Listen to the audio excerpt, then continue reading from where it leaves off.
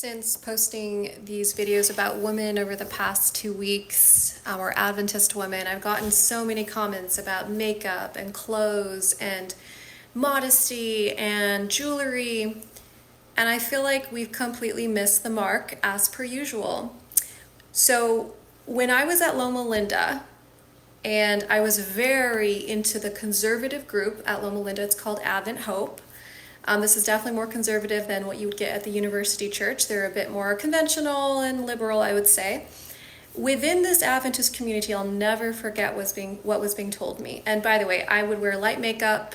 I thought I dressed quite modestly, but definitely wasn't wearing ankle-length skirts and button-up long sleeves all the time. No, I wore shorts and, I wore comfortable clothes, but definitely wasn't hyper conservative in that regard. I did not go to Southern or Andrews or any of these like Adventist universities. I went to Notre Dame University in Lebanon.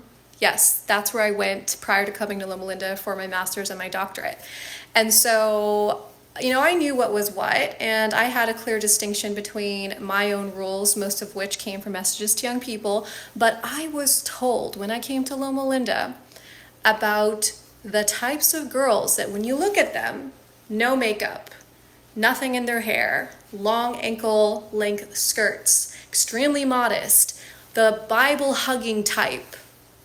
I was told that at one of these Adventist universities, this person had known of girls of this kind who dressed like that on the outside, but they were sending nude photos of themselves to people in their circles. So from that point, I'll never forget, I was in my mid-20s at the time when I heard this. I was blown away and shocked because I thought Loma Linda and these Adventist type universities were like the Mecca of where Adventists, and there would be purity and holiness and all these things.